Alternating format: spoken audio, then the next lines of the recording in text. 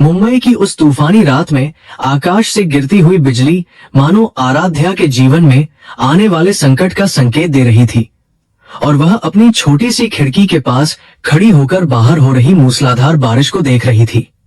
उसके मन में एक अजीब सी बेचैनी थी जो बाहर के मौसम से भी ज्यादा भयानक थी, क्योंकि उसे पता था कि उसकी सौतेली माँ माधवी आज रात कुछ बड़ा फैसला लेने वाली है। घर की दीवारें पुरानी और जर्जर हो चुकी थीं, लेकिन आराध्या की आंखों में एक ऐसी चमक थी जो किसी भी अंधेरे को चीर सकती थी, और वह अपने अतीत की एकमात्र निशानी उस लॉकेट को कसकर पकड़े हुए थी जो उसकी माँ ने उसे दिया था। कमरे का दरवाजा जोर से खुला और माधवी एक क्रूर मुस्कान के साथ अंदर दाखिल हुई, जिसके हाथ में कुछ दस्तावेज थे जो आराध्या के भविष्य का फैसला करने वाले थे। माधवी ने उन कागजों को मेज पर पटका और अपनी तीखी आवाज में कहा कि अब समय आ गया है कि आराध्या इस घर का कर्ज चुकाए, और उसने उसे शहर के सबसे अमीर और खतरनाक परिवार को सौंपने का सौदा कर लिया है। आराध्या का दिल एक पल के लिए रुक गया, क्योंकि उसे विश्वास नहीं हो रहा था कि उसकी सौतेली माँ इतनी गिर सकती है कि उसे किसी वस्तु की तरह बेच दे। आराध्या ने कांपते हाथों से उन दस्तावेजों को उठाया जिन पर साफ शब्दों में लिखा था कि उसे रायचंद परिवार के मुख्य सेवक के रूप में भेजा जा रहा है, जो कि उनके पुराने दुश्मन माने जाते थे। माधवी ने उसे घूरते हुए कहा कि अगर उसने हस्ताक्षर नहीं किए तो नहीं माधवी ने बात कहा तो वह उसके बीमार पिता की दवाइयां बंद कर देगी और उन्हें सड़क पर फेंक देगी, जो आराध्या के लिए सबसे बड़ी कमजोरी थी। अपनी आंखों में आंसू लिए बिना आराध्या ने कलम उठाई और अपने जीवन को एक अनजान नरक में धकेलने वाले उस कागज पर हस्ताक्षर कर दिए, क्योंकि उसके पास अपने पिता को बचाने का कोई और रास्ता नहीं था। कुछ ही देर बाद रायचंद मेंशन की एक आलीशान काली गाड़ी उनके टूटे हुए घर के बाहर आकर रुकी और बारिश के बीच उसकी हेडलाइट्स ने आराध्या के चेहरे पर रोशनी डाली। गाड़ी से दो भारी भरकम सुरक्षाकर्मी बाहर निकले और उन्होंने आराध्या को तुरंत गाड़ी में बैठने का इशारा किया, जैसे कि वह कोई कैदी हो जिसे जेल ले जाया जा रहा हो। माधवी दरवाजे पर खड़ी होकर विजयी मुस्कान के साथ उसे विदा कर रही थी, मानो उसने अपने सिर से एक बहुत बड़ा बोझ उतार दिया हो और उसे इस बात का कोई मलाल नहीं था कि वह एक मासूम लड़की की जिंदगी बर्बाद कर रही है।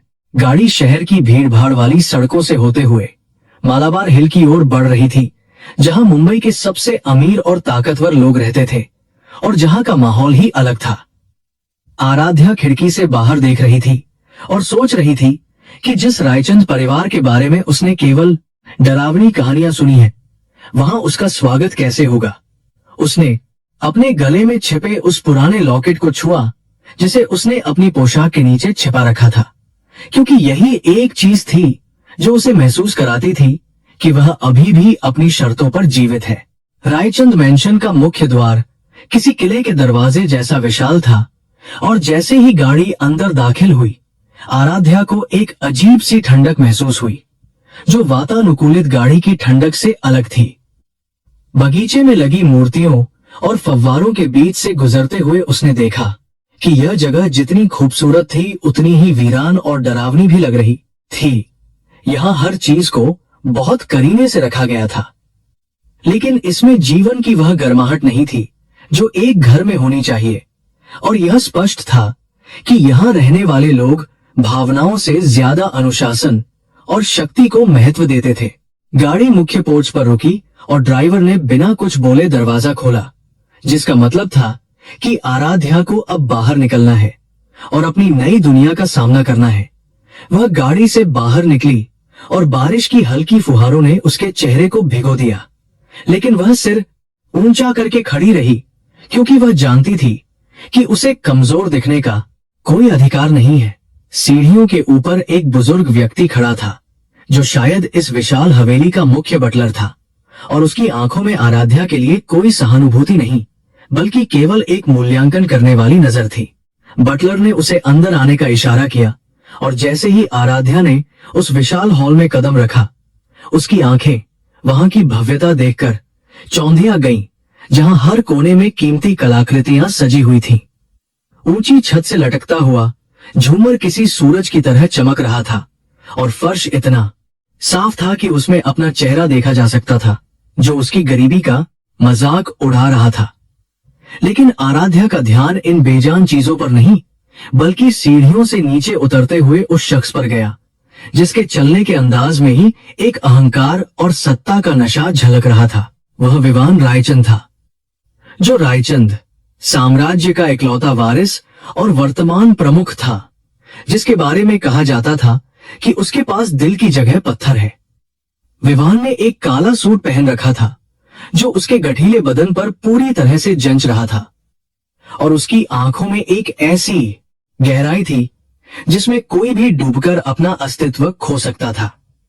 वह सीढ़ियों के बीच में रुका और उसने आराध्या को ऊपर से नीचे तक देखा, जैसे कोई व्यापारी किसी नए खरीदे गए सामान की जांच कर रहा हो। आराध्या ने उसकी आंखों में आंखें डालकर देखा, जो कि विवान के लिए एक नई बात थी, क्योंकि आमतौर पर लोग उसके सामने नजरें झुकाकर खड़े होते थे। विवान के होठों पर एक व्यंग्यात्मक मुस्कान आई और उसने अपनी भारी आवाज में कहा कि उसे उम्मीद नहीं थी कि उसकी दुश्मन की बेटी इतनी जल्दी उसके घर की शोभा बढ़ाएगी। उसके शब्दों में जहर था, लेकिन आराध्या ने कोई प्रतिक्रिया नहीं दी और वह चुपचाप खड़ी रही, क्योंकि वह जानती थी कि किसी भी तरह का जवाब उसकी स्थिति को और खराब कर सकता है। विवान धीरे धीरे नीचे आया और आराध्या के सामने आकर खड़ा हो गया, जिससे आराध्या को उसकी महंगी कोलोन की खुशबू और उसकी डराने वाली उपस्थिति का एहसास हुआ। उसने आराध्या के चेहरे को अपनी उंगली से ऊपर उठाया और कहा कि यहाँ उसे अपनी पुरानी पहचान और अपने स्वाभिमान को भूलना होगा, क्योंकि अब वह केवल रायचंद मेंशन की एक सेविका है। आराध्या को गुस्सा आया, लेकिन उसने अपने गुस्से को पी लिया, क्योंकि वह जानती थी कि अभी सही समय नहीं है और उसे पहले इस घर के नियमों को समझना होगा। बटलर ने आगे बढ़कर कहा कि आराध्या को उसके क्वार्टर में ले जाया जाएगा और उसे कल सुबह से ही काम शुरू करना होगा, जिसमें कोई गलती बर्दाश्त नहीं की जाएगी। विवान ने अपना हाथ हटा लिया और अपनी जेब से एक रुमाल निकालकर अपनी उंगली पोंछी, जैसे कि उसने किसी गंदी चीज को छू लिया हो, जो आराध्या के लिए सबसे बड़ा अपमान था। विवान वहां से चला गया, लेकिन जाने से पहले उसने चेतावनी दी कि अगर उसने भागने की कोशिश की तो उसके पिता को इसका खामियाजा भुगतना पड़ेगा। आराध्या को नौकरों के क्वार्टर की ओर ले जाया गया, जो कि मुख्य हवेली के पीछे स्थित एक छोटी और अंधेरी इमारत थी, जहां हवा में नमी और फफूंद की गंध थी। उसे जो कमरा दिया गया वह उसके पिछले घर से भी छोटा था, जिसमें केवल एक पुरानी चारपाई और एक छोटी अलमारी थी, लेकिन आराध्या को इससे कोई फर्क नहीं पड़ता था। उसने दरवाजा बंद किया और पहली बार उसे खुलकर सांस लेने का मौका मिला, जहां वह अपनी भावनाओं को बाहर निकाल सकती थी जो उसने अब तक दबाकर रखी थी। उसने अपनी गर्दन से वह लॉकेट निकाला और उसे मोमबत्ती की रोशनी में देखा, जो अजीब तरीके से चमक रहा था, मानो उसे इस जगह की ऊर्जा का आभास हो रहा हो। यह लॉकेट एक प्राचीन डिजाइन का था, जिसमें एक ड्रैगन बना हुआ था और इसकी आंखें लाल रंग के रत्नों से बनी थीं, जो बहुत कीमती लग रहे थे।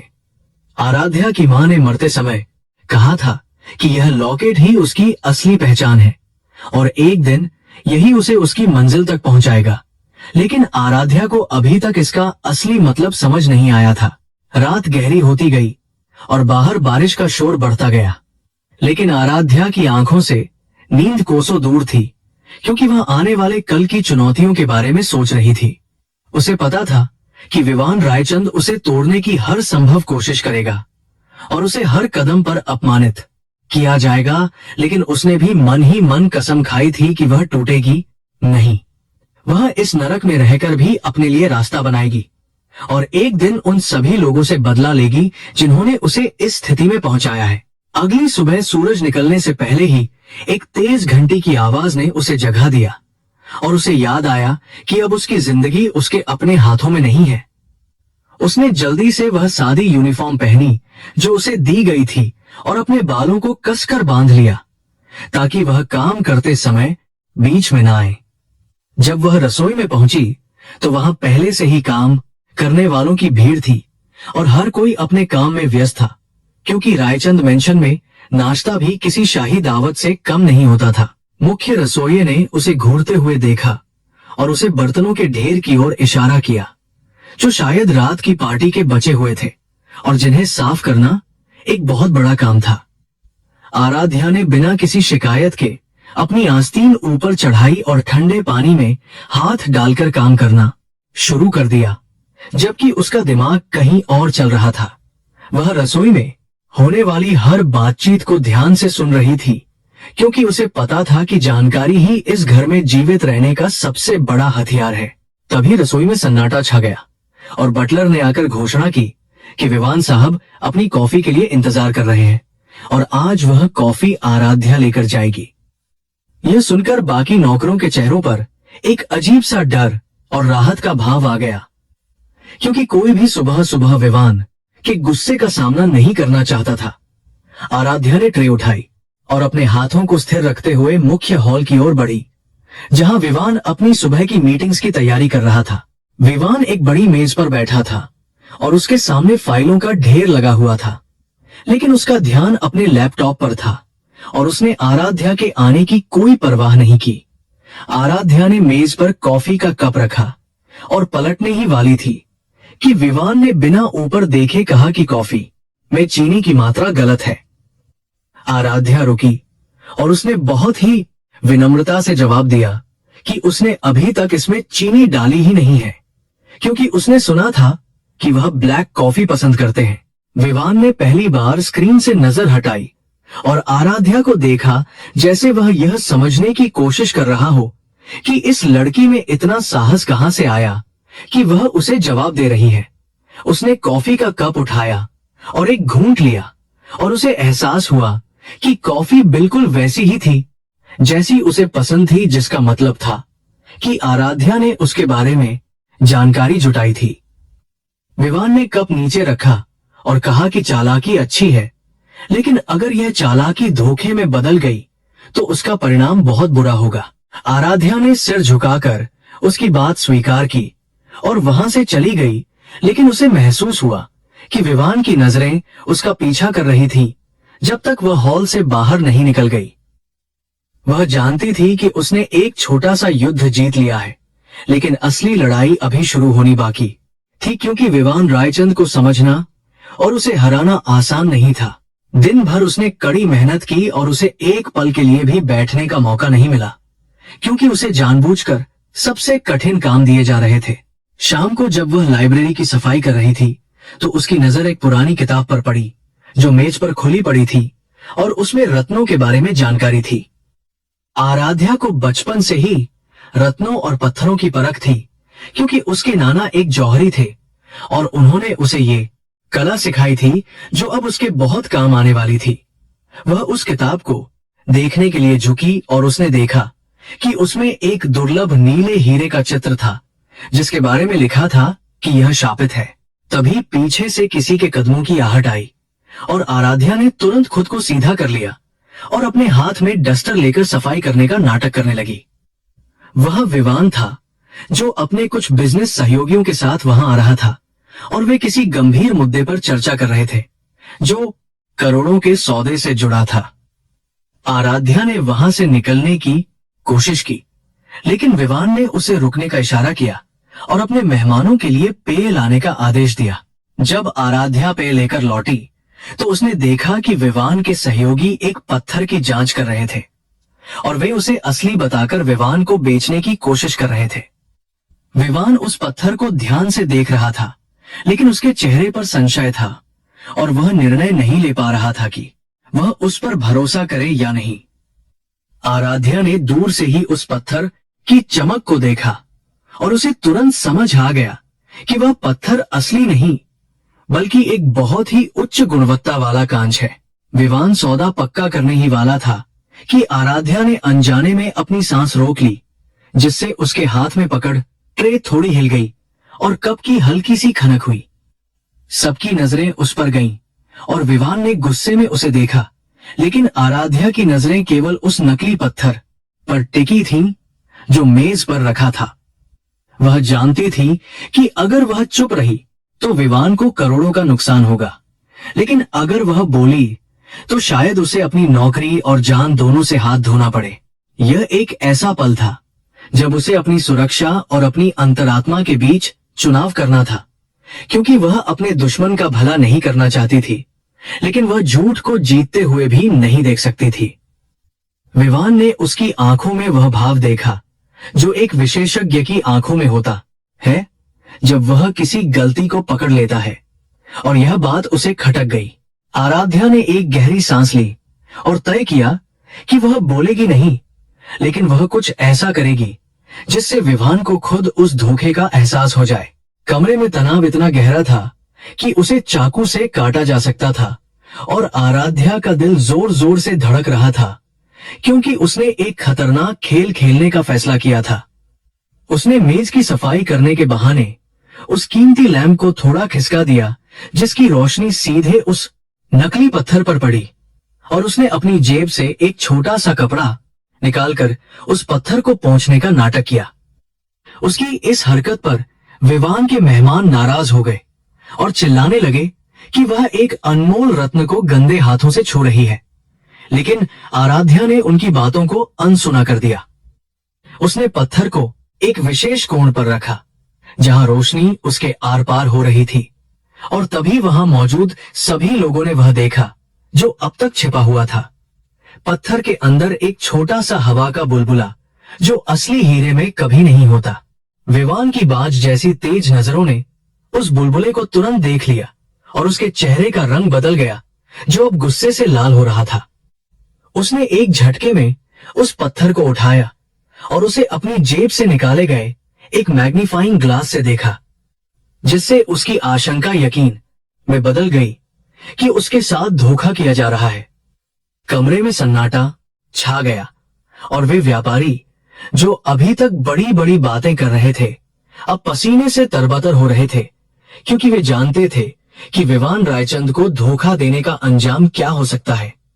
विवान ने शांति से पत्थर को मेज पर रखा और अपनी भारी आवाज में कहा कि यह सौदेबाजी अब खत्म हो चुकी है और उन्हें अपनी जान बचाने के लिए तुरंत यहाँ से निकल जाना चाहिए।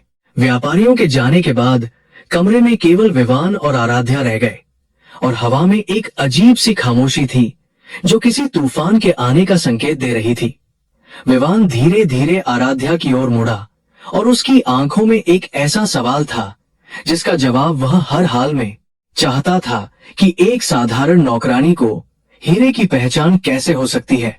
वह आराध्या के करीब आया और उसे दीवार से सटाकर खड़ा कर दिया, जिससे आराध्या को भागने का कोई रास्ता नहीं मिला, और उसे विवान की गर्म सांसें अपने चेहरे पर महसूस हो रही थी। उसने पूछा कि तुमने जानबूझकर वह रोशनी वहां डाली थी ताकि मुझे वह कमी दिख सके, और अब मुझे सच सच बताओ कि तुम कौन हो और तुम्हारे यहाँ आने का असली मकसद क्या है। आराध्या ने अपनी घबराहट को छिपाते हुए एक मासूम चेहरा बनाया और कहा कि वह तो बस मेज साफ कर रही थी, और उसे नहीं पता था कि वह पत्थर इतना कीमती है या उसमें कोई कमी है। उसने अपनी नजरें झुका ली और कहा कि वह तो बस अपना काम कर रही थी, और अगर उससे कोई गलती हुई है तो वह माफी मांगती है। लेकिन विवान को उसकी बातों पर बिल्कुल भी भरोसा नहीं हो रहा था। उसने आराध्या की ठोड़ी को पकड़कर उसका चेहरा ऊपर उठाया और उसकी आंखों में गहराई से देखा, जहां उसे डर के पीछे एक बुद्धिमत्ता और आत्मविश्वास दिखाई दिया जो एक साधारण लड़की में होना असंभव था। विवान ने उसे छोड़ दिया, लेकिन चेतावनी दी कि वह उस पर नजर रखेगा, और अगर उसने दोबारा कोई चालाकी की तो उसे बख्शा नहीं जाएगा। अगले कुछ दिनों तक आराध्या के लिए चीजें और मुश्किल हो गईं, क्योंकि विवान ने उसे अपनी निजी सेविका बना लिया था, जिसका मतलब था कि उसे हर वक्त विवान के आसपास रहना पड़ता था। यह उसके लिए एक सजा भी थी और एक मौका भी, क्योंकि अब वह रायचंद परिवार के रहस्यों के करीब थी। लेकिन उसे हर पल सतर्क रहना पड़ता था कि कहीं उसकी असलियत सामने न आ जाए। विवान उसे जानबूझकर जटिल काम देता था, जैसे कि पुरानी फाइलों को व्यवस्थित करना या विदेशी मेहमानों के लिए भोजन का मेनू तय करना, यह देखने के लिए कि क्या वह कोई गलती करती है या अपनी छिपी हुई प्रतिभा दिखाती है। आराध्या को बहुत संभल कर चलना पड़ता था और वह जानबूझकर छोटी मोटी गलतियां करती थी ताकि विवान को लगे कि वह एक मूर्ख लड़की है। एक दोपहर जब विवान अपनी महत्वपूर्ण बैठक के लिए बाहर गया हुआ था, तो आराध्या को उसकी निजी लाइब्रेरी की सफाई करने का काम सौंपा गया, जो कि इस हवेली का सबसे सुरक्षित कमरा माना जाता था। यह कमरा प्राचीन पुस्तकों और दुर्लभ कलाकृतियों से भरा हुआ था और यहाँ की हवा में पुरानी कागजों की महक थी, जो आराध्या को बहुत सुकून देती थी क्योंकि उसे पढ़ने का बहुत शौक था। उसने अलमारियों से धूल हटाते हुए देखा कि एक कांच के शोकेस में कुछ बहुत ही पुराने और कीमती गहने रखे हुए थे, जो शायद रायचंद परिवार की पुश्तैनी धरोहर थे। जैसे ही वह उस शोकेस के करीब गई, उसे अपने सीने पर एक जलन महसूस हुई और उसने देखा कि उसका लॉकेट कपड़ों के अंदर ही गर्म हो रहा था। आराध्या घबरा गई और उसने अपना हाथ अपने सीने पर रखा, जहां वह लॉकेट था, जो अब एक धीमी लय में स्पंदन कर रहा था, मानो वह शोकेस में रखी किसी चीज से बात करने की कोशिश कर रहा हो। यह पहली बार था जब लॉकेट ने इतनी तेज प्रतिक्रिया दी थी और आराध्या को समझ नहीं आ रहा था कि यह क्या हो रहा है और इसका क्या मतलब है। उसने शोकेस के अंदर ध्यान से देखा तो वहां एक पुराना मुकुट रखा था, जिसमें बिल्कुल वैसा ही लाल रत्न लगा था जैसा उसके लॉकेट की आंखों में था। और यह समानता देखकर वह हैरान रह गई। क्या रायचंद परिवार और उसके लॉकेट के बीच कोई गहरा संबंध था जिसके बारे में उसे पता नहीं था, या यह केवल एक संयोग था जो उसे किसी नई मुसीबत में डालने वाला था। तभी दरवाजे के खुलने की आवाज आई और आराध्या जल्दी से शोकेस से दूर हो गई और उसने अपनी धड़कनों को काबू करने की कोशिश की, क्योंकि वह नहीं चाहती थी कि कोई उसे इस हालत में देखे।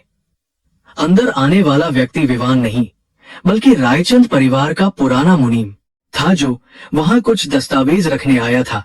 और उसने आराध्या को वहां खड़ा देखकर संदेह भरी नजरों से देखा। मुनीम ने कड़े शब्दों में कहा कि उसे यहाँ केवल सफाई करने की अनुमति है और उसे किसी भी चीज को छूने या उसके करीब जाने का अधिकार नहीं है, क्योंकि यह रखी हर चीज अनमोल है। आराध्या ने सिर हिलाया और जल्दी से अपना काम खत्म करके वहां से निकलने की कोशिश की, लेकिन उसका दिमाग अभी भी उस लॉकेट और मुकुट के रहस्य में उलझा हुआ था। शाम को हवेली में एक छोटी सी पार्टी थी, जिसमें विवान के कुछ करीबी दोस्तों को आमंत्रित किया गया था और आराध्या को पेय और नाश्ता परोसने का काम दिया गया था। उसे एक भारी ट्रे उठानी पड़ी और ऊंची एड़ी के सैंडल पहनने पड़े, जो उसके लिए बहुत असहज थे, लेकिन उसे शिकायत करने की अनुमति नहीं थी। पार्टी में आए लोग आराध्या को एक वस्तु की तरह देख रहे थे और कुछ मनचले युवक उस पर फप्तियां कस रहे थे, लेकिन विवान दूर खड़ा होकर सब कुछ देख रहा था और उसके चेहरे पर कोई भाव नहीं था। आराध्या ने खुद को शांत रखा और अपना काम करती रही, लेकिन जब एक मेहमान ने उसका हाथ पकड़ने की कोशिश की तो उसने बड़ी सफाई से ट्रे को घुमाकर अपना हाथ छुड़ा लिया, जिससे वह मेहमान शर्मिंदा हो गया। विवान ने यह देखा और उसके होठों पर एक हल्की सी मुस्कान आ गई, क्योंकि उसे आराध्या का यह स्वाभिमानी रूप पसंद आ रहा था, भले ही वह उसे स्वीकार नहीं करना चाहता था।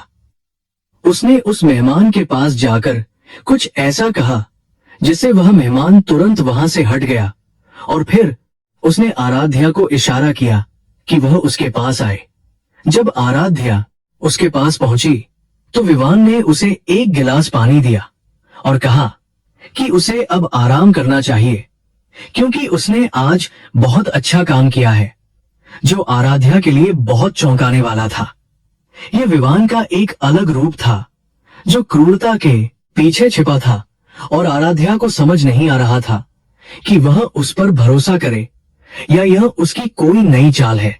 उस रात जब आराध्या अपने कमरे में लौटी तो वह बहुत थक चुकी थी, लेकिन उसकी नींद गायब थी, क्योंकि आज की घटनाओं ने उसके मन में कई सवाल खड़े कर दिए थे।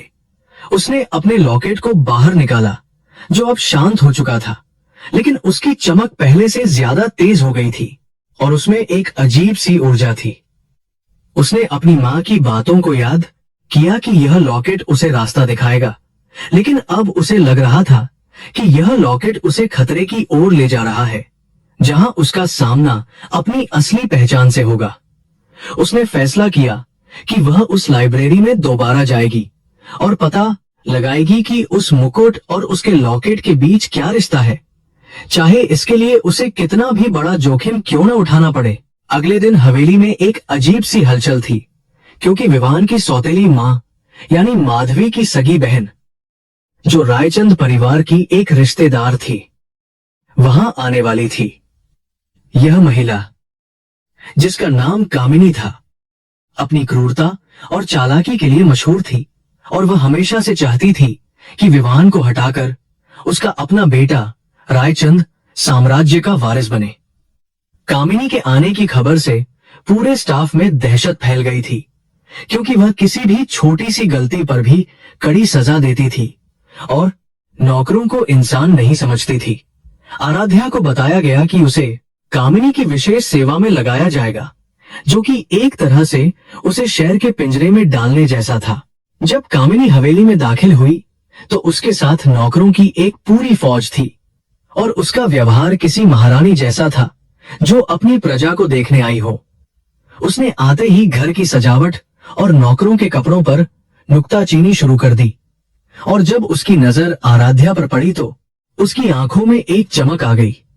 उसे शायद पता था कि आराध्या कौन है, या शायद माधवी ने उसे पहले ही बता दिया था, क्योंकि उसने आराध्या को देखते ही एक दुष्ट मुस्कान दी।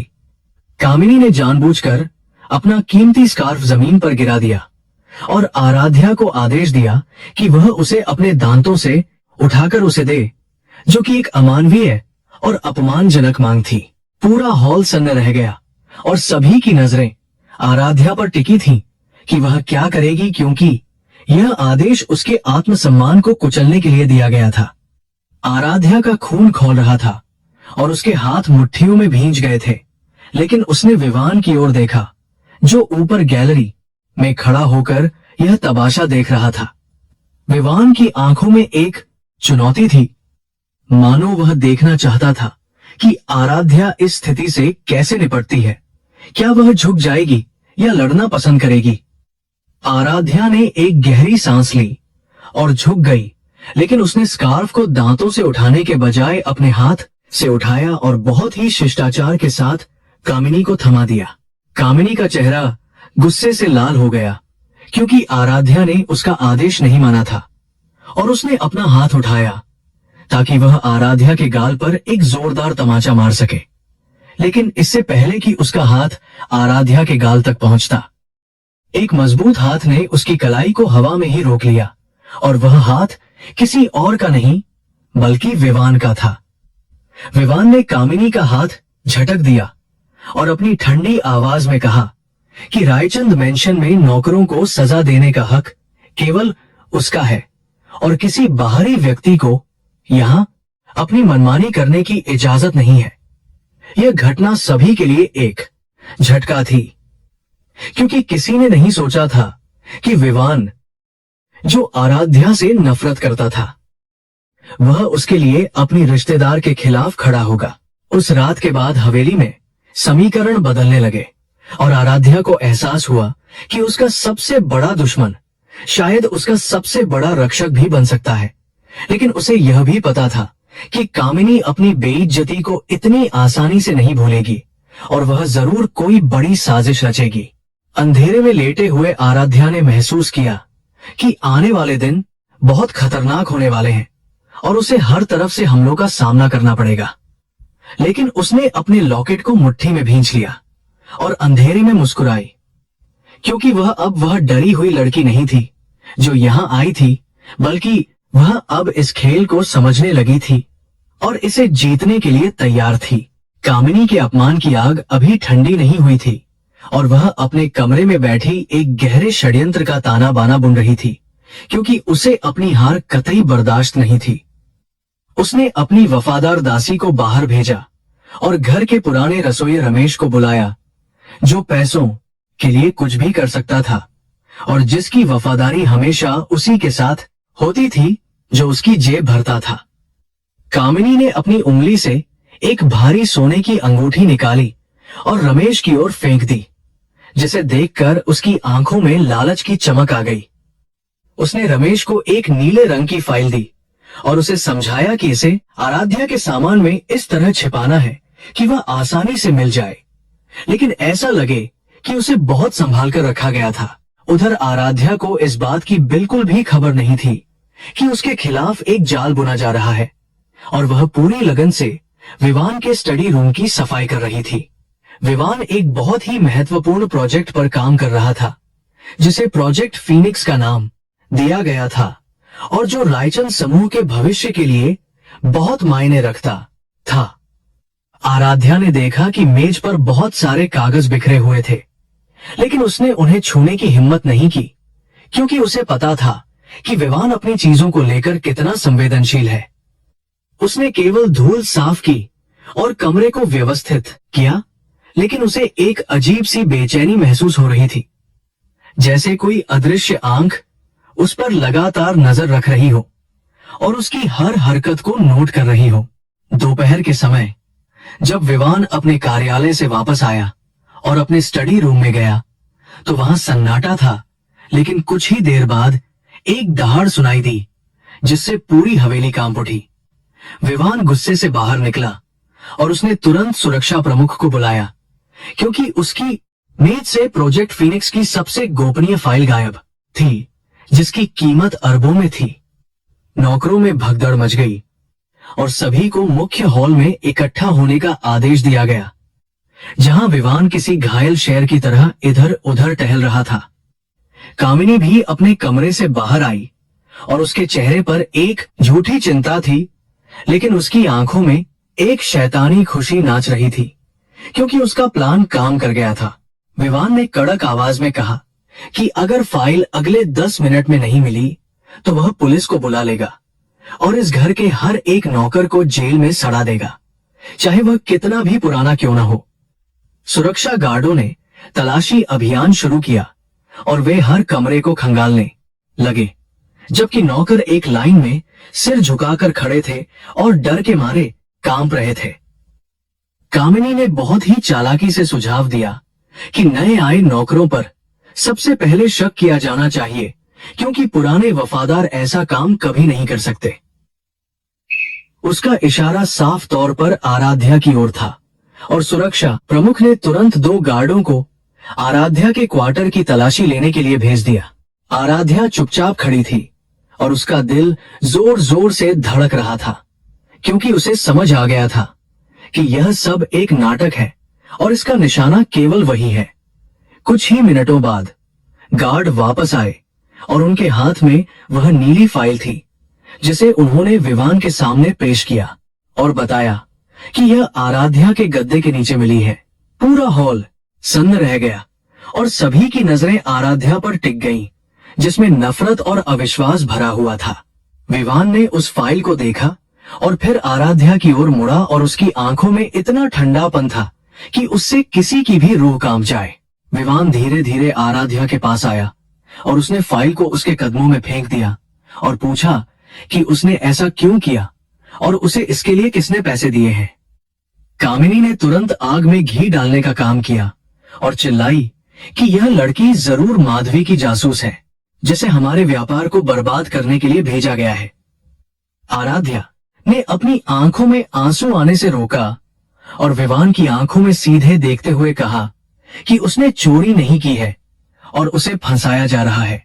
उसने कहा कि अगर उसे चोरी करनी होती तो वह फाइल को अपने कमरे में क्यों छिपाती, जहां सबसे पहले तलाशी ली जाएगी। विवान ने उसकी दलील को खारिज कर दिया और कहा कि चोर अक्सर अपनी चतुराई में ही मात खाते हैं और सबूत उसके खिलाफ चीख चीख कर गवाही दे रहे हैं। उसने सुरक्षा प्रमुख को आदेश दिया कि वह पुलिस को फोन करे, लेकिन आराध्या ने ऊंची आवाज में कहा कि उसे अपनी बेगुनाही साबित करने का एक मौका चाहिए। उसने कहा कि अगर वह दोषी साबित हुई तो वह हर सजा भुगतने को तैयार है, लेकिन अगर वह निर्दोष है तो असली गुनहगार को सबके सामने आना होगा। विवान एक पल के लिए रुका, क्योंकि आराध्या के आत्मविश्वास ने उसे फिर से सोचने पर मजबूर कर दिया था कि शायद कुछ ऐसा है जो उसे दिखाई नहीं दे रहा। आराध्या ने विवान से पूछा कि फाइल कब गायब हुई थी, और विवान ने बताया कि वह सुबह 10 बजे तक मेज पर थी और दोपहर 2 बजे जब वह लौटा तो वह गायब थी। आराध्या ने तर्क दिया कि वह सुबह 9 बजे से 12 बजे तक रसोई में थी और वहां मौजूद सीसीटीवी कैमरे और वहां 9 बजे अन्य कर्मचारी इसकी गवाही दे सकते हैं। उसने यह भी कहा कि 12 बजे के बाद उसे बगीचे में काम करने के लिए भेजा गया था, जहां उसके कपड़े और जूते मिट्टी से सन गए थे। उसने अपने जूतों की ओर इशारा किया जिन पर अभी भी गीली मिट्टी लगी थी, और कहा कि अगर वह स्टडी रूम में गई होती तो वहां के कालीन पर मिट्टी के निशान जरूर होते।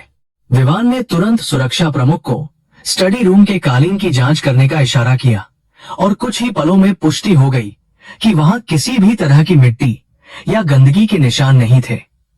इसका मतलब साफ था कि जो भी व्यक्ति स्टडी रूम में गया था उसके जूते साफ थे, जबकि आराध्या के जूते पूरी तरह से कीचड़ से सने हुए थे। कामिनी के चेहरे का रंग उड़ गया और वह घबराने लगी, क्योंकि उसकी योजना में यह एक बहुत बड़ी खामी रह गई थी जिस पर उसने ध्यान नहीं दिया था। आराध्या ने अपनी बात जारी रखते हुए कहा कि असली चोर वह है जिसके पास उस समय स्टडी रूम में जाने का बहाना था और जिसके जूते साफ थे। आराध्या ने भीड़ में खड़े रमेश की ओर उंगली उठाई और कहा कि उसने रमेश को उस समय स्टडी रूम के आसपास मंडराते हुए देखा था जब वह बगीचे से पानी लेने आई थी। रमेश पसीने से तरबतर हो गया और वह कामिनी की ओर देखने लगा, जिससे विवान को तुरंत समझा गया कि डोर कहां से हिल रही है। विवान रमेश के पास गया और उसने उसका कॉलर पकड़कर उसे ऊपर उठा लिया और पूछा कि सच क्या है, वरना वह उसे जिंदा जमीन में गाड़ देगा। रमेश का साहस जवाब दे गया और वह विवान के पैरों में गिर पड़ा और उसने कबूल कर लिया कि उसे कामिनी मैम ने पैसे दिए थे। हॉल में एक गहरा सन्नाटा छा गया और सभी की नजरें अब कामिनी पर थीं, जो शर्म और गुस्से से लाल हो रही थी क्योंकि उसका भांडा फूट चुका था। विवान ने कामिनी को देखा और उसकी आंखों में नफरत थी, लेकिन उसने संयम बनाए रखा क्योंकि आखिरकार वह एक रिश्तेदार थी और वह घर की बात बाहर नहीं जाने देना चाहता था। उसने रमेश को तुरंत नौकरी से निकालने और शहर छोड़ने का आदेश दिया और चेतावनी दी कि अगर वह दोबारा दिखा तो उसका अंजाम बहुत बुरा होगा। कामिनी की ओर मुड़कर विवान ने धीमी लेकिन खतरनाक आवाज में कहा कि यह उसकी पहली और आखिरी चेतावनी है, और अगर उसने दोबारा इस घर में राजनीति करने की कोशिश की तो वह भूल जाएगा कि वह कौन है। कामिनी वहां से पैर पटकते हुए चली गई, लेकिन जाते जाते उसने आराध्या को एक विषैली नजर से देखा, जिसका मतलब था कि यह लड़ाई अभी खत्म नहीं हुई है।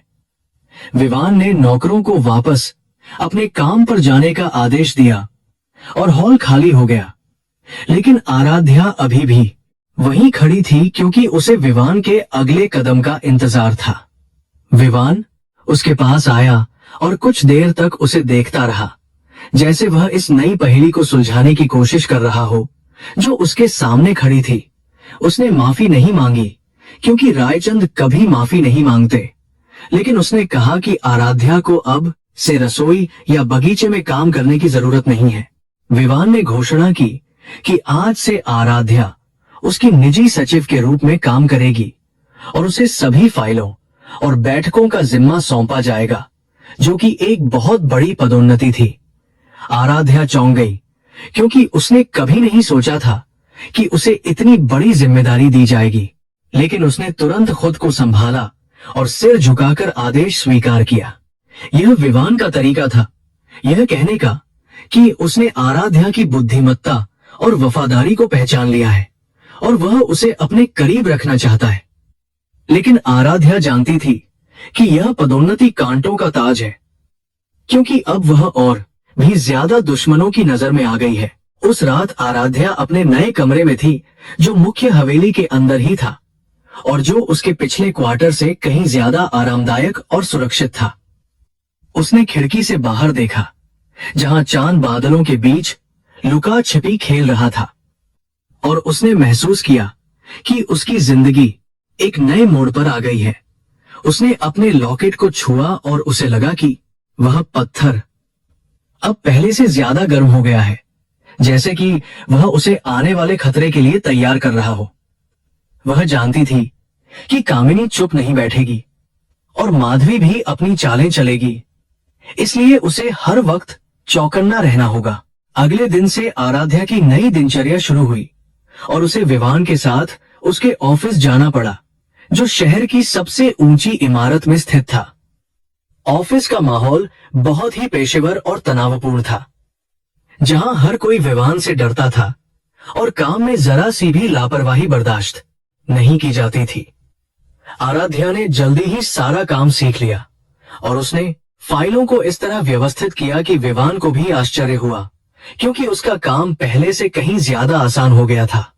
विवान को यह स्वीकार करने में हिचकिचाहट हो रही थी, लेकिन आराध्या उसके लिए एक बहुत बड़ी संपत्ति साबित हो रही थी। एक दिन एक महत्वपूर्ण बोर्ड मीटिंग के दौरान विवान एक मुश्किल स्थिति में फंस गया, जब विदेशी निवेशकों ने एक तकनीकी मुद्दे पर सवाल उठाया, जिसका जवाब उसके पास तुरंत नहीं था।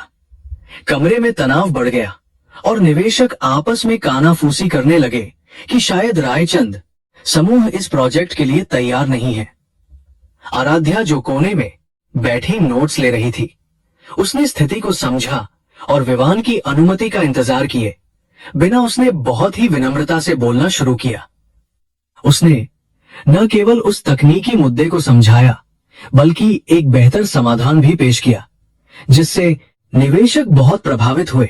विवान ने उसे घूर कर देखा, लेकिन उसकी आंखों में गुस्सा नहीं, बल्कि एक प्रशंसा थी, जिसे उसने जल्दी से छिपा लिया और मीटिंग को अपने पक्ष में कर लिया। मीटिंग के बाद जब वे ऑफिस में अकेले थे, तो विवान ने पूछा कि उसे यह सब कैसे पता है, क्योंकि एक साधारण लड़की के लिए इतना तकनीकी ज्ञान होना सामान्य नहीं है। आराध्या ने संभलकर जवाब दिया कि उसे किताबें पढ़ने का शौक है और उसने ये सब पुरानी पत्रिकाओं में पढ़ा था जो उसे लाइब्रेरी में मिली थी। विवान ने उसकी बात पर पूरा भरोसा नहीं किया, लेकिन उसने कुरेदना भी उचित नहीं समझा, क्योंकि फिलहाल उसे परिणामों से मतलब था। शाम को घर लौटते समय उनकी गाड़ी अचानक एक सुनसान रास्ते पर रुक गई, क्योंकि आगे सड़क पर एक पेड़ गिरा हुआ था जो रास्ता रोक रहा था। ड्राइवर नीचे उतरा, लेकिन तभी झाड़ियों से कुछ नकाबपोश लोग निकले और उन्होंने गाड़ी को घेर लिया, जिनके हाथों में लोहे की रॉड और हथियार थे। यह एक सुनियोजित हमला था और विवान को तुरंत समझ आ गया कि यह उसके किसी व्यावसायिक प्रतिद्वंद्वी का काम है जो उसे डराना चाहता है। विवान ने आराध्या से कहा कि वह गाड़ी के अंदर ही रहे और दरवाजा लॉक कर ले, जबकि वह खुद बाहर निकलकर उनसे निपटने के लिए तैयार हो गया।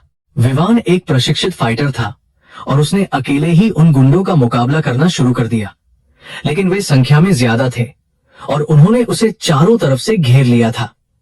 आराध्या गाड़ी के अंदर बैठी यह सब देख रही थी और उसका दिल मुंह को आ रहा था, लेकिन वह केवल तमाशबीन बनकर नहीं रह सकती थी।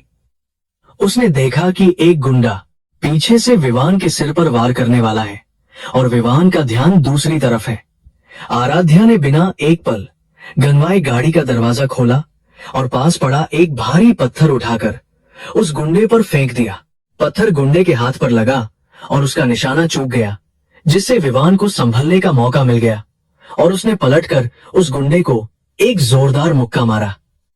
आराध्या की इस हरकत से विवान हैरान था, लेकिन उसने अपना ध्यान भटकने नहीं दिया और अपनी पूरी ताकत से बाकी गुंडों को भी धूल चटा दी।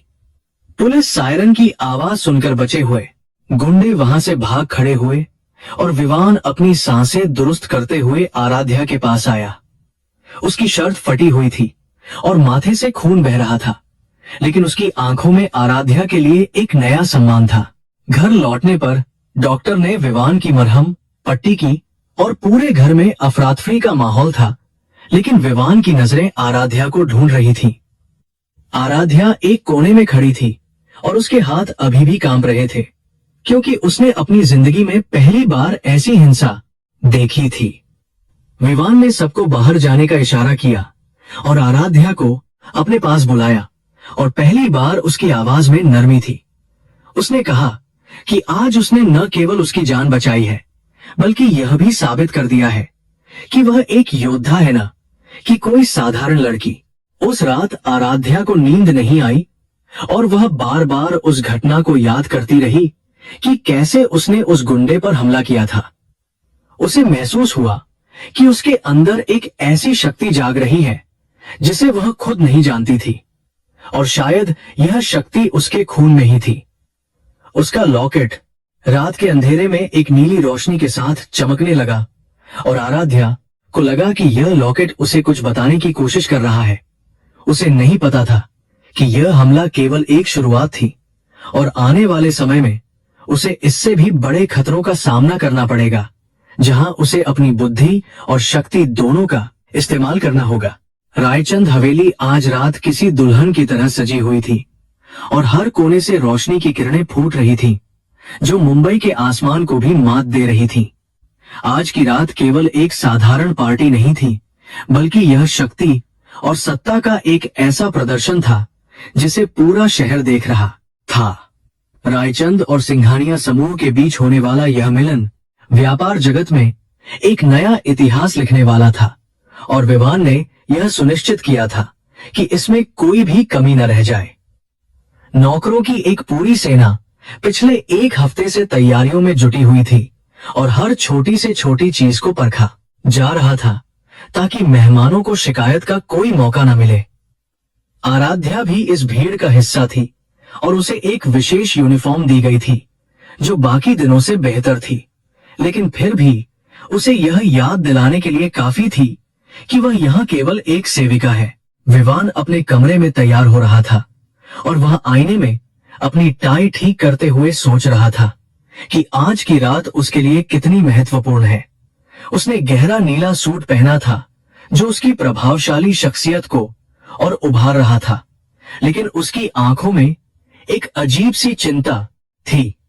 उसे सिंघानिया परिवार के सख्त उसूलों के बारे में पता था, और वह जानता था कि एक छोटी सी गलती भी इस पूरे सौदे को बर्बाद कर सकती है। उसने आराध्या को विशेष रूप से बुलाया और चेतावनी दी कि आज रात उसे मुख्य हॉल में ही रहना है, लेकिन उसे अदृश्य बनकर काम करना होगा। विवान ने उसकी आंखों में देखा और कहा कि सिंघानिया परिवार के लोग परंपराओं को बहुत मानते हैं, इसलिए उसे कोई भी ऐसी हरकत नहीं करनी चाहिए जिससे रायचंद परिवार की बदनामी हो। शाम ढलते ही महंगी गाड़ियों का काफिला रायचंद मेंशन के गेट पर रुकने लगा, और उनमें से देश के सबसे अमीर और ताकतवर लोग उतरने लगे। महिलाओं ने हीरे और जवाहरात से लदे हुए भारी गहने पहने थे, और पुरुष अपने डिजाइनर सूट में अपनी सफलता का प्रदर्शन कर रहे थे। हवा में महंगे इत्र और शैंपेन की खुशबू मिली हुई थी, और हर तरफ झूठी हंसी और बनावटी बातों का शोर था जो आराध्या को बहुत अजीब लग रहा था। वह एक कोने में खड़ी होकर ट्रे में पेय सजा रही थी, और इन अमीर लोगों के खोखलेपन को देख रही थी जो अपनी दौलत के नशे में चूर थे। उसे अपने पिता की याद आ रही थी, जो शायद इस समय किसी अंधेरे कमरे में अपनी किस्मत को कोस रहे होंगे, जबकि उनकी बेटी यहाँ इन लोगों की सेवा कर रही थी। तभी मुख्य द्वार पर एक हलचल हुई और सभी की निगाहें उधर मुड़ गईं, क्योंकि माधवी अपनी बेटी शनाया के साथ वहां दाखिल हो रही थी। माधवी ने एक भड़की हुई लाल साड़ी पहनी थी, और वह बहुत ज्यादा गहनों से लदी हुई थी जो उसकी लालची प्रवृत्ति को दर्शा रहा था। शनाया भी अपनी मां की तरह ही घमंडी दिख रही थी, और वह विवान को अपनी ओर आकर्षित करने के लिए बहुत ज्यादा तैयार होकर आई थी। माधवी की नजरें पूरे हॉल में घूम रही थीं, जैसे वह किसी शिकार की तलाश में हो, और जब उसने आराध्या को वेटर की ड्रेस में देखा तो उसके चेहरे पर एक क्रूर मुस्कान आ गई। यह उसके लिए अपनी सौतेली बेटी को नीचा दिखाने का सबसे अच्छा मौका था, और वह इसे किसी भी कीमत पर हाथ से नहीं जाने देना चाहती थी। कुछ ही देर बाद एक काले रंग की लिमोजिन पोर्च पर रुकी, जिसके आगे और पीछे सुरक्षा गार्डों की गाड़ियां थीं जो सिंघानिया परिवार के आगमन का संकेत था। गाड़ी से सबसे पहले एक बुजुर्ग व्यक्ति उतरे, जिनके हाथ में एक चांदी की मूठ वाली छड़ी थी और उनका व्यक्तित्व इतना प्रभावशाली था कि वहां मौजूद हर व्यक्ति अपने आप शांत हो गया। यह राजवीर सिंघानिया थे, जो सिंघानिया साम्राज्य के संस्थापक और सबसे सम्मानित व्यक्ति थे, जिनकी एक आवाज पर शेयर बाजार हिल जाता था। उनके पीछे उनके बेटे और पोते थे, लेकिन राजवीर जी की आंखों में एक ऐसा खालीपन और उदासी थी जिसे कोई भी समझ नहीं पा रहा था, मानो वे भीड़ में भी किसी को ढूंढ रहे हों। विवान ने आगे बढ़कर राजवीर सिंघानिया का स्वागत किया और उनके पैर छुए, जो कि भारतीय परंपरा का एक हिस्सा था, और जिसे देखकर राजवीर जी ने उसे आशीर्वाद दिया। विवान ने उन्हें सम्मान पूर्वक मुख्य सोफे पर बैठाया और पार्टी की शुरुआत की घोषणा की, जिसके बाद संगीत और नृत्य का दौर शुरू हो गया। आराध्या को विशेष रूप से वीआईपी अनुभाग में सेवा करने का निर्देश दिया गया था, जहां सिंघानिया परिवार बैठा था, और यह उसके लिए बहुत तनावपूर्ण था। जब वह राजवीर जी के पास पेय लेकर गई तो उसे एक अजीब सी सिहरन महसूस हुई और उसका लॉकेट कपड़ों के अंदर फिर से गर्म होने लगा, जैसे वह उस बुजुर्ग व्यक्ति की ऊर्जा को पहचान रहा हो। राजवीर जी ने भी एक पल के लिए सिर उठाकर आराध्या को देखा, लेकिन उन्होंने कुछ कहा नहीं और अपनी सोच में डूबे रहे। माधवी अपनी जगह पर बैठी जल रही थी, क्योंकि वह देख रही थी कि आराध्या को इतने महत्वपूर्ण मेहमानों के पास जाने की अनुमति दी गई है, जबकि उसे और उसकी बेटी को दूर बिठाया गया है। उसने शनाया को इशारा किया कि वह विवान के पास जाए और उससे बात करने की कोशिश करे, ताकि वह आराध्या का ध्यान भटका सके। माधवी खुद उठी और उसने जानबूझकर उस रास्ते को चुना जहां से आराध्या को गुजरना था, ताकि वह उसे परेशान कर सके। जब आराध्या खाली गिलास लेकर वापस रसोई की ओर जा रही थी, तो माधवी ने उसे एक सुनसान गलियारे में रोक लिया, जहां कोई उन्हें देख नहीं सकता था। माधवी ने आराध्या का हाथ जोर से पकड़ा और उसे दीवार से सटा दिया, और उसकी आंखों में नफरत की आग थी। माधवी ने फुसफुसाते हुए कहा कि तुम यहाँ महारानी बनकर घूमने की कोशिश मत करो, क्योंकि तुम केवल एक बिकी हुई नौकरानी हो और तुम्हारी औकात मेरे पैरों की धूल के बराबर है। उसने आराध्या को धमकी दी कि अगर उसने विवान या सिंघानिया परिवार के किसी भी सदस्य के करीब जाने की कोशिश की तो वह उसके पिता का वह हाल करेगी कि वह मौत की भीख मांगेंगे। आराध्या ने अपनी कलाई छुड़ाने की कोशिश की और कहा कि वह केवल अपना काम कर रही है और उसे किसी की भी जगह लेने का कोई शौक नहीं है। आराध्या की आंखों में डर नहीं, बल्कि एक चुनौती थी, जिसने माधवी को और ज्यादा क्रोधित कर दिया, क्योंकि उसे उम्मीद थी कि आराध्या उसके पैरों में गिरकर गिड़गिड़ाएगी। आराध्या ने माधवी की आंखों में आंखें डालकर कहा कि समय हमेशा एक जैसा नहीं रहता, और आज जो ऊपर है कल वह नीचे भी गिर सकता है, इसलिए उसे अपने अहंकार पर इतना घमंड नहीं करना चाहिए। यह सुनकर माधवी का पारा 7वें आसमान पर पहुंच गया और उसने हाथ उठाया, लेकिन तभी वहां से कुछ मेहमान गुजरने लगे, जिससे उसे रुकना पड़ा। माधवी ने एक गहरी सांस ली और अपने चेहरे पर एक झूठी मुस्कान ले आई, लेकिन उसके दिमाग में एक बहुत ही घिनौनी योजना बन चुकी थी। उसने तय कर लिया था कि आज भरी महफिल में वह आराध्या को इतना जलील करेगी कि वह कभी किसी को अपना मुंह दिखाने लायक नहीं रहेगी। वह वापस हॉल में गई और मौके का इंतजार करने लगी। पार्टी अपने शबाब पर थी और विवान सिंघानिया परिवार के साथ एक महत्वपूर्ण चर्चा में व्यस्त था, जबकि शनाया बार बार उनका ध्यान खींचने की नाकाम कोशिश कर रही थी। आराध्या को एक बहुत ही कीमती और पुरानी शराब की बोतल लाने के लिए कहा गया, जो राजवीर सिंघानिया के सम्मान में खोली जाने वाली थी। यह एक बहुत ही नाजुक काम था, क्योंकि वह बोतल खुद लाखों की थी और उसे बहुत सावधानी से लाना था। आराध्या ने बोतल और क्रिस्टल के गिलासों को एक चांदी की ट्रे में सजाया और बहुत ही संभलकर हॉल के बीच से गुजरने लगी। सभी की निगाहें उसका ओर दिया, पर नहीं, बल्कि उस बोतल पर थी और माहौल में एक उत्सुकता थी। माधवी ने देखा कि आराध्या उस तरफ आ रही है जहां कालीन का एक हिस्सा थोड़ा उभरा हुआ था, और उसने अपनी कुर्सी को थोड़ा पीछे खिसका दिया ताकि रास्ता और संकरा हो जाए। जैसे ही आराध्या उसके पास से गुजरी, माधवी ने बहुत ही सफाई से अपना पैर आगे बढ़ा दिया, जो किसी को दिखाई नहीं दिया। आराध्या का पैर माधवी के पैर से टकराया और उसका संतुलन बिगड़ गया। वह खुद को संभालने की कोशिश करती रही, लेकिन भारी ट्रे और ऊंची एडी के सैंडल ने उसका साथ नहीं दिया। आराध्या आगे की ओर गिरी और उसके हाथ से ट्रे छूट गई, जिससे एक भयानक आवाज के साथ वह महंगी बोतल और गिलास फर्श पर चकनाचूर हो गए।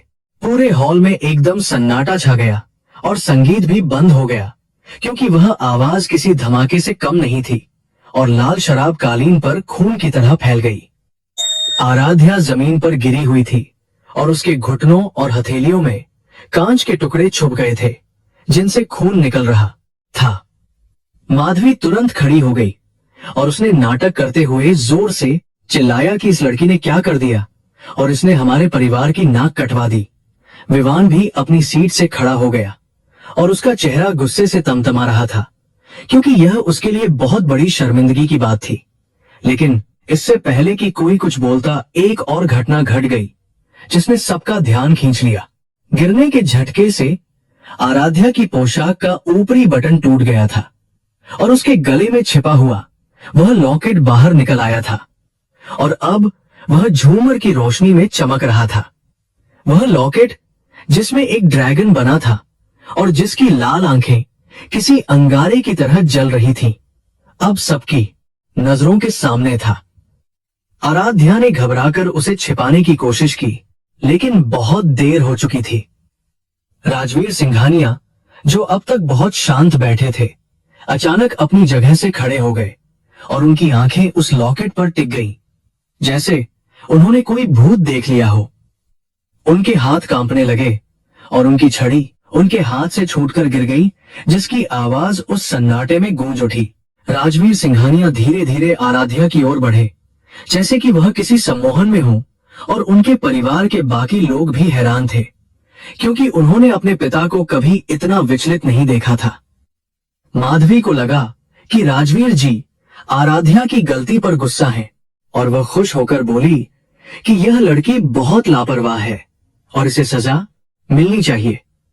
लेकिन राजवीर जी ने माधवी की बात को अनसुना कर दिया और वे सीधे आराध्या के पास जाकर घुटनों के बल बैठ गए, जो कि वहां मौजूद सभी लोगों के लिए एक अविश्वसनीय दृश्य था। एक अरबपति और इतना बड़ा आदमी एक नौकरानी के सामने घुटने टेक रहा था। राजवीर जी ने कांपते हाथों से उस लॉकेट को छूने की कोशिश की, लेकिन फिर रुक गए, जैसे उन्हें यकीन न हो रहा हो कि यह सच है या कोई सपना। उन्होंने बहुत ही भारी और भावुक आवाज में पूछा कि बेटी, तुम्हें यह लॉकेट कहां से मिला, और क्या तुम जानती हो कि इसका मतलब क्या है? आराध्या डर के मारे पीछे हटने लगी, क्योंकि उसे लगा कि शायद यह लॉकेट चोरी का है और अब उस पर चोरी का इल्जाम लगेगा। उसने रोते हुए कहा कि यह उसकी मां की आखिरी निशानी है और उसने इसे कहीं से नहीं चुराया है। राजवीर जी की आंखों से आंसू बहने लगे और उन्होंने कहा कि यह कोई मामूली गहना नहीं है, बल्कि यह सिंघानिया वंश का ब्लड ड्रैगन है, जो 20 साल पहले उनकी खोई हुई पोती के साथ गायब हो गया था। हॉल में मौजूद हर शख्स की सांसें रुक गईं और विवान को लगा जैसे उसके पैरों तले से जमीन खिसक गई हो, क्योंकि वह समझ गया था कि इसका मतलब क्या है। माधवी का चेहरा सफेद पड़ गया और उसे चक्कर आने लगे, क्योंकि अगर यह सच था तो उसने अपनी ही मौत को दावत दे दी थी। राजवीर जी ने अपनी जेब से एक पुरानी तस्वीर निकाली, जिसमें एक छोटी बच्ची के गले में वही लॉकेट था, और उन्होंने उसे आराध्या के चेहरे के पास रखकर देखा। शक्ल में समानता और वह लॉकेट इस बात का पुख्ता सबूत थे कि आराध्या कोई और नहीं, बल्कि सिंघानिया साम्राज्य की वारिस आराध्या सिंघानिया है।